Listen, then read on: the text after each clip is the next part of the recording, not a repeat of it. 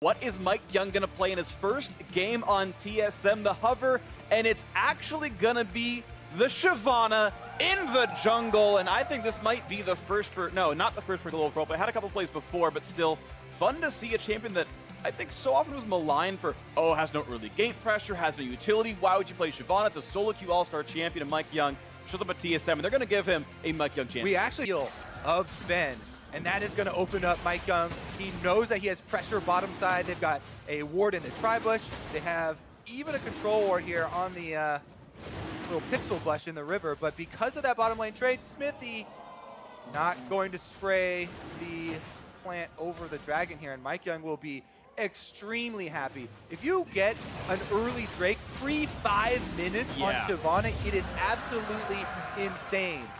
And now he's going to get his early roam off there. So this is kind of cascading pressure from the blue stall up to the top side. Let's see if Hanser is going to see this one coming or not. No magic, no health on Hanser, but does dodge away from the first bit of damage. Flashes out of the slow beam. Here comes the E into R. The Nether Barrel's going to show up, and the Mouse Target making an easy combo. He's got no way out. Nullifying Orb Beam's nothing. First blood to Liquid. I love connecting the dots here. Smithy delays the blue, allows Pobelter to push his wave in fully on the mid turret, and then he gets off the roam without any communication from TSM, signaling Hanser to back up. So once Pobelter's here, it is too late. Yeah, there's a flash. That makes it easy for Pobelter to know he's already used both of his mobility tools.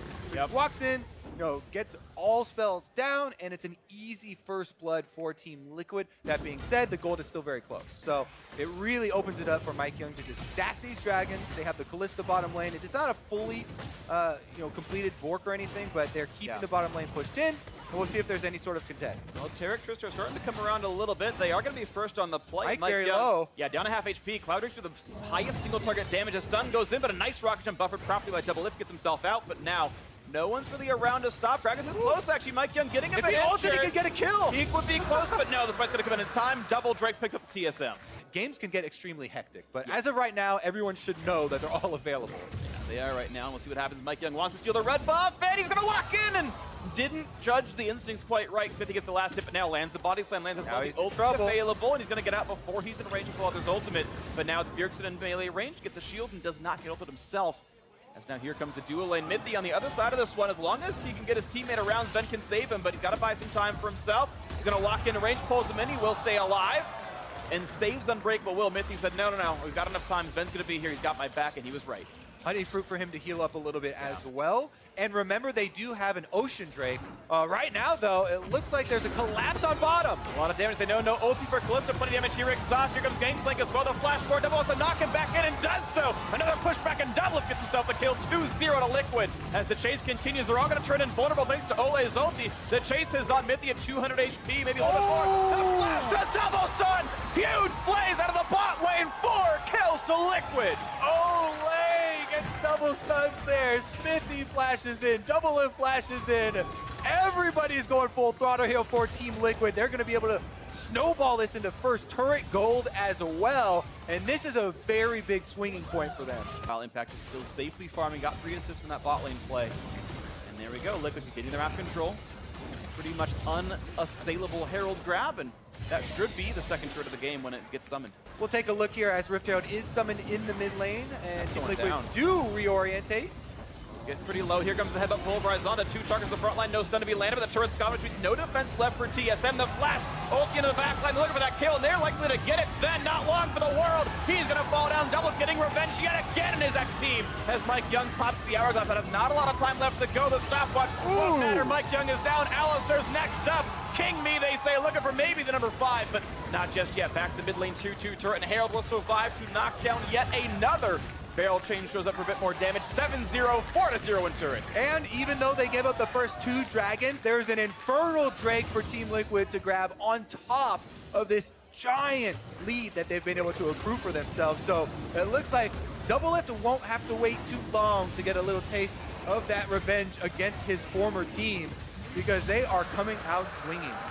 This is one of those games where Sven and Mythic can say, hey, dude, we won the laning phase, but the ganks come through. Unlucky 3v2 bot lane, but still, this fight really well done by Liquid. Definitely smooth. And you can tell the team fighting here coming in huge. They combo Malzahar ultimate to hold them in place. Taric ultimate comes down, so everybody is then invulnerable. And Mike Young is going to get picked off as well with the extra stuns. Mythic tries to get some damage down there, but it doesn't matter because they were already tanking the turret. And Team Liquid are just steamrolling this one. Let's see what they can find for themselves. Liquid are missing one player. Pawelter respawns in 23 seconds. Here comes the play. They're going to land a root on Ole. Going to pop his ultimate to buy a bit more time. And a nice knockback. Doublelift sends them packing. Out they go. No kills picked up. The team with the stronger 5-on-5, which is right now Team Liquid, very clearly, gets to make those choices, right? You can give up ward control of Baron as long as you're not worried about them sneaking it, which Kalista is a possibility. But then you can easily retake it, right? Because if you move in with 5, not much they can do about it. All right, here we go, though. Scuttle is going to be taken for TSM, and the threat on taking that Baron is actually Team Liquid's. So Liquid's, they're going to keep the wards where they are. We're going to go for Baron instead. If you look at the Drake, we'll do this one. They're going to pull the trigger. TP coming in, though. 4,000, 3,000. What happens? It's Mike Young right in the middle. He's going to get jumped on dead to Malzahar. You have to believe it. Explosive cast, push him away. And now there's no chance to steal. This will be a Baron secured. No problem. You've got to believe it. As soon as this fight comes in for Imaqtpie, that should be a minor miracle to take it away, and it won't happen.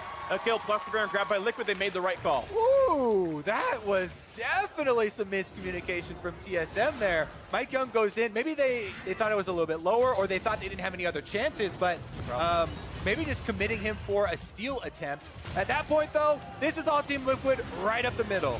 5v4, no jungler. Baron buff on, and Hanser is gone. Double with his 4th kill of the game.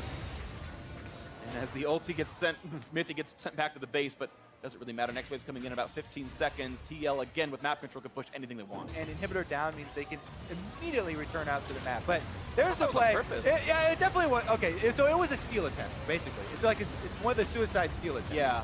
They don't think that Mike is going to come back alive from that mission, but there is a chance that he gets in there when it's low enough, I guess, for the steal. So they kind of sent him in on that one-way mission. Yeah. And said, good luck. Hope you can get the steal. Right now, just staying with the siege mid lane, starting to stack up soon enough. Mythic again, posturing the front side, gets done. Here comes a big terrible to buy some more time. Mythic's not going to have a good target to go for. Both back in. Ole suppression on the top side. They're going to knock down Hanser yet again. Another death for him. And it's going to be a kill on Imaqtpie as well. The flash not going to get Sven just yet. He's cutting the back line, but still gets pulverized in the back. Gets a body slam to the face. And now he's still trying to kite away as everyone else staying alive. Bjergsen gets across it, but doesn't really matter at this point as the team around him is dying. The turrets are falling. The structure's being destroyed. And under 30 minutes, Liquid going to shut down TSM in the first game of the split. And Doublelift gets revenge on his old team. Off-season money well spent by Team Liquid as they take down the defending champions. Doublelift gets a little bit of his revenge, and they've got some early season success. And $15,000 to City Year, courtesy of Andy Din. Thank you very much. A bet well placed. And that's the new look of Team Liquid. One of the big super teams this year, power ranked by many as the second, maybe third best team in North America, but right now in first place, giving maybe a single death, I think, to TSM, which is a great way to start your season. Definitely true. And look at that. They're definitely happy about the success that they had in that game. And honestly, it looked so smooth for them, aside from, the bottom lane composition there with the Shyvana, the Kalista, and Alistar. Kind of expect that to have control of the Drakes, and TSM did a good job with those objectives. But aside from that, the game was pretty much all Team Liquid. Totally agree. And I think Liquid's going to be a hard team to, in some cases, talk about after the game because every player is so damn good. I went and looked at the damage graphs, and it was actually Impact by a lot, doing the most damage on his team. And it's a player that we almost never talk about the entire game, and yet played pretty much perfectly. Just talk about how rich he is. Yeah, I mean, he's super rich, had a lot of money, klept on all that stuff. But yeah, did 1 million damage, 0 deaths, had really good ults in the team fights. I thought he had just very good control, was never ganked. He actually, kind of created the first blood by having the wave close to his side to allow the roam to come in. I mean, a lot of good things, even though we spoke his name maybe twice all game. Made with that goal in mind, and it's going to be fun to track them throughout the season. It's going to be an absolute blast to see who actually ends up coming out on top. But the first match definitely went Liquid's way. Of course, if you weren't keeping up with the rules in North American LCS, it's best of one on the season, so no rematches for a few more weeks here in this one, but we'll have more games coming up. So now to hear more about that first win of the day, let's send it down to Avli and Doublelift from Liquid.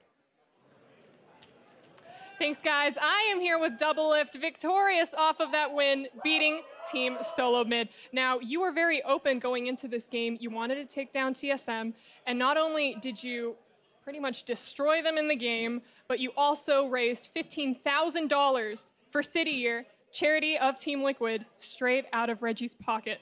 Is this win as satisfying as you thought it was going to be? Wow, I didn't even know that, but yeah, that adds icing on the cake. Honestly, yeah, it was really satisfying. I think it's really funny how Sven and Mythy say they're the gods of Europe and they're like the best in the West. And I don't know, it's just like we just absolutely murdered them. And I just think it was a really fun game. You know, like we got to play our game. And like any team I'm on, I just want us to be proactive and be aggressive. And I thought we really did a good job of that this game. Well, tell me about the new team dynamic on Team Liquid. You had your team that was ready to support you and help you in getting revenge on TSM. How does it compare to your other past teams? You know, I thought I might be alone on my quest here, but actually, because they have Song and we have 3 former Immortals players, they all want to beat their former coach too because he was pretty hard on them. So I think, yeah, this whole thing it's just been a wild ride. Like the last 2 weeks, it's been a lot of grinding and like just like so many back and forth like arguments, discussions, and like practice, like late nights, and it all paid off. So I'm just really happy right now. Great. Well, you took game 1. How are you going to ensure that you continue winning throughout the split, starting with tomorrow's game versus Optic? Ooh, you know, I actually don't really even know who's on Optic, but we're pretty focused on this match. I have no idea, but I think it'll be an easy match.